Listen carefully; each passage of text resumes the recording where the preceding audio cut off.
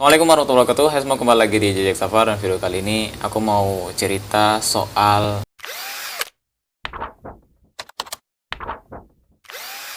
ada sebuah kisah yang aku mau ceritakan, dan ini merupakan kisah nyata.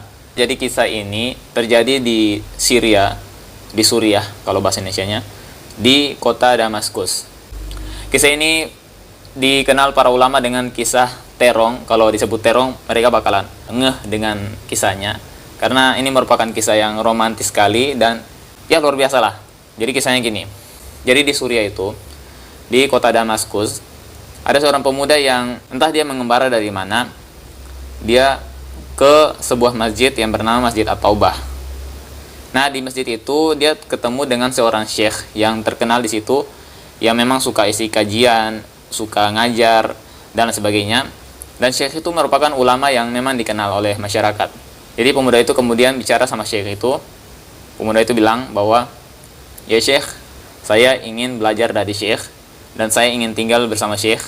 Saya seorang pengembara dan saya ingin syekh menerima saya," gitu. Kemudian syekh itu berkata bahwa, "Oke, tapi kamu mesti ingat bahwa apa yang saya makan ini hanya sekedarnya saja gitu. Jadi apa yang saya makan itu yang kamu makan gitu. Kadang-kadang kalau tidak ada makanan kita mesti puasa." Kemudian pemuda itu terima dengan persyaratan syekh tersebut, sehingga mereka kemudian menjalani kehidupan di masjid tersebut, karena mereka tinggalnya di masjid itu. Setelah berjalan 3 bulan, pemuda ini kagum dengan syekh itu karena zuhudnya syekh itu begitu luar biasa. Jadi syekh itu kalau mau makan saja itu cuma kurma sama segelas air gitu.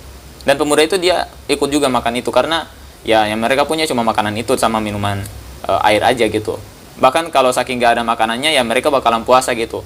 Bahkan kejadian ya puasanya itu 3 hari berturut-turut saking tidak punya makanan gitu. Karena puasa 3 hari itu, pemuda itu lapar, luar biasa, lapar banget ya. Biasanya kalau dalam sunnah itu puasa yang kita kenal yang paling ketat itu puasa Daud. Itu puasa sehari, kemudian besoknya nggak puasa, kemudian lusanya puasa, dan seterusnya gitu. Tapi kali ini puasanya bahkan 3 hari berturut-turut.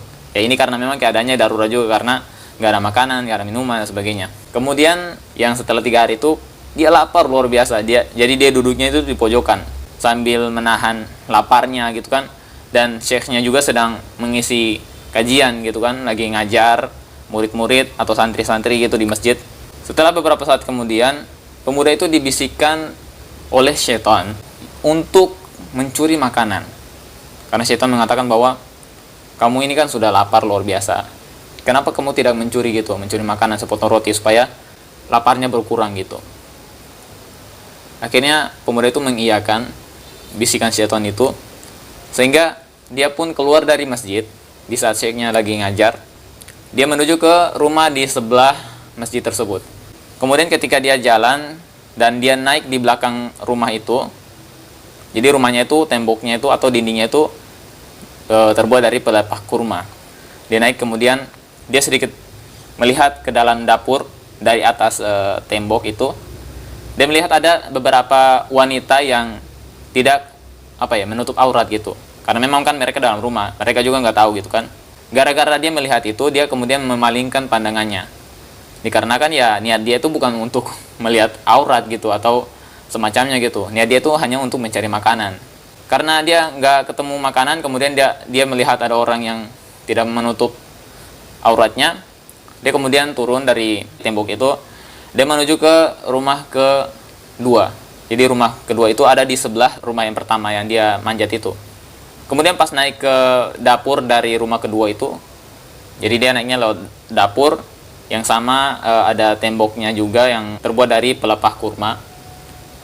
Dia lihat nggak ada orang, tapi dia lihat di dalam dapur itu ada makanan yang baru matang gitu, dimasak. Dan ketika dia masuk ke dalam dapur itu, karena saking laparnya dia cium baunya gitu kan, oh kebetulan udah matang. Dan dilihat ternyata ada terong di dalamnya.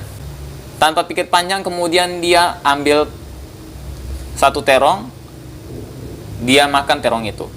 Nah, di momen itulah kemudian ada bisikan kebaikan dalam hatinya.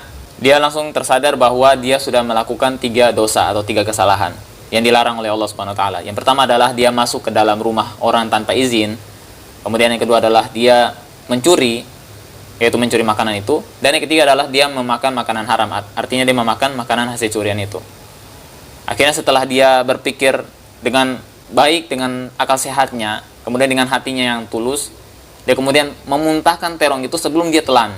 Jadi dia pas lagi mikir itu, dia lagi kunyah tuh makanan.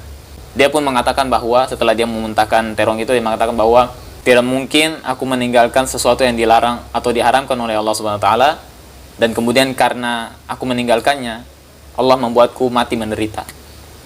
Luar biasa kalimat ini. Akhirnya ya terpaksa dia menyelinap lagi keluar dari dapur itu dan menuju ke dalam masjid tempat syekhnya mengajar. Setelah duduk sekian lama, masih menahan laparnya, gak bisa fokus dengan apa yang disampaikan oleh syekh dalam kajiannya. Setelah beberapa saat, oh ternyata kajiannya sudah selesai, dia baru sadar.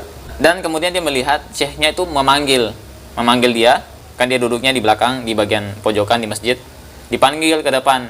Kemudian syekhnya bertanya kepada pemuda itu, kamu sudah menikah? Kata pemuda itu, belum. Lalu syekhnya menawarkan, kamu mau nggak nikah? Pemuda itu diam. Ditanya kedua kali, kamu mau nikah nggak? Pemuda itu diam. Ditanya ketiga kali, dia juga kemudian akhirnya mengatakan bahwa, ya syekh, saya ini keadaan saya engkau tahu lah gimana. Dan saya makannya juga, ya apa yang engkau makan. Kalau nggak ada makanan, ya saya ikut puasa gitu. Bagaimana saya bisa mau menafkahi orang lain gitu, kalau misalnya saya sendiri aja masih hidup saya sama-sama dengan syekh gitu. Dan syekh itu kemudian berkata, di sebelah kamu ini ya ada seorang perempuan yang sedang duduk di situ, yang ditemani oleh temannya ya kalau nggak salah. Kata syekh itu, perempuan ini dia baru selesai masa iddahnya, yaitu masa menunggu setelah berpisah dengan suaminya. Dikarenakan suaminya itu sudah meninggal dan sudah selesai masa iddahnya, dan perempuan ini karena tidak mau kena fitnah, dia ingin mencari pasangan baru, dia ingin menikah. Dan perempuan ini juga ditinggalkan oleh suaminya itu harta yang cukup. Dan kemudian syekh itu mulai bertanya ulang lagi, jadi kamu mau menikah nggak dengan perempuan ini? Dan kata pemuda itu, iya saya mau menikah. Ditanya juga ke perempuan itu, kamu mau sama lelaki ini atau pemuda ini? Kata perempuan itu, iya mau. Kemudian dipanggil dua saksi dan langsung dia adakan pernikahan pada saat itu. Syekhnya membawa kendi dari dalam sebuah ruangan. Dia bawa kendi itu, kemudian dia jadikan sebagai mahar untuk pemuda itu. Selang berjalan cuma beberapa menit setelah pernikahan, jadi nikahnya cepat aja gitu. Kalau misalnya orang-orang berpikir bahwa perlu resepsi dan sebagainya, enggak. Cuma beberapa menit dipanggil saksi dua, selesai. Kemudian kata syekhnya, kamu boleh pulang bersama istrimu ke rumahmu. Nanti kalau kamu mau sholat, mau ngaji di masjid, silakan gitu. Akhirnya pemuda itu pulang bersama istrinya, keluar dari masjid, melewati rumah pertama, kemudian lewat lagi dari rumah pertama menuju depan rumah kedua. Istrinya pun berkata, ya suamiku, ini rumah kita. Kaget dong, aduh gimana nih? Disuruh masuk ke dalam. Nah kemudian sampai di ruang tamu atau di ruang keluarga gitu, perempuannya bilang gini, suamiku, aku dengar kamu udah gak makan selama beberapa hari. Silakan istirahat sejenak, aku mau ambil makanan di belakang dapur. Siapa tahu bisa menghilangkan rasa laparmu. Istrinya itu kemudian ke dapur dan kaget. Saking kagetnya sampai suaranya itu kedengaran sampai ke ruang di mana suaminya berada. Ruang tamu lah gitu. Suaminya dengar kata istrinya gini, siapa yang makan terong ini gitu. Nah suaminya kemudian karena ya nggak bisa apa-apa dan mesti jujur juga karena kan dia sudah belajar gitu kan, dia kemudian memanggil istrinya dan berkata kayak gini, wah istriku, jadi ceritanya gini, aku lapar, aku gini, aku menuju ke rumah pertama, kemudian nggak ada makanan, aku menuju ke rumah kedua, dan sampai ke aku masuk ke dalam dapur, aku makan terong itu. Sebelum aku telan, aku muntahkan terong itu karena aku berpikir bahwa aku nggak mau melakukan sesuatu yang dilarang oleh Allah Subhanahu wa taala. Kemudian ada satu kalimat emas yang keluar dari mulut perempuan itu. Istrinya berkata bahwa, wahai suamiku, engkau meninggalkan sesuatu yang dilarang oleh Allah Subhanahu wa taala. Allah gantikan terongnya Allah gantikan, rumahnya Allah gantikan sampai ke pemilik rumahnya, semua Allah berikan kepadamu. Kalimat yang Masya Allah bikin terkagum-kagum ya, bagi orang-orang yang memang berada di jalan Allah, mencoba untuk bertahan. Dan ternyata Allah balas bukan cuma dengan menggantikan terongnya, tapi juga sampai menggantikan dengan rumahnya, memberikan dengan pemilik rumahnya. Ya, itu Masya Allah, luar biasa. Dan kisah ini memang menjadi terkenal di kalangan para ulama. Kalau dikatakan terong aja tuh para ulama bakalan ingat dengan kisah ini, luar biasa. Dan ini menjadi pelajaran bagi para pemuda yang memang betul-betul bertahan di jalannya, dikarenakan memang banyak fitnah yang terjadi.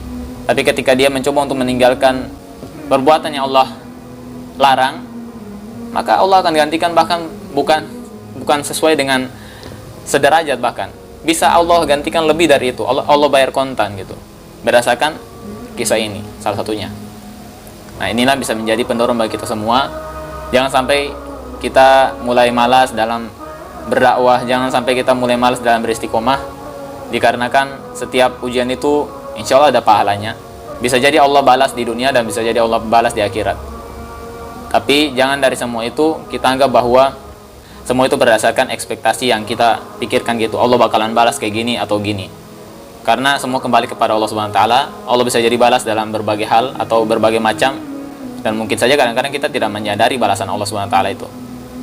Ya, itu saja mungkin dari Jejak Safar kali ini. Semoga kisah ini bermanfaat bagi kita semua dan menginspirasi kita semua dan memotivasi kita semua. Dan semoga kita ketemu di video selanjutnya. Barakallahu fikum.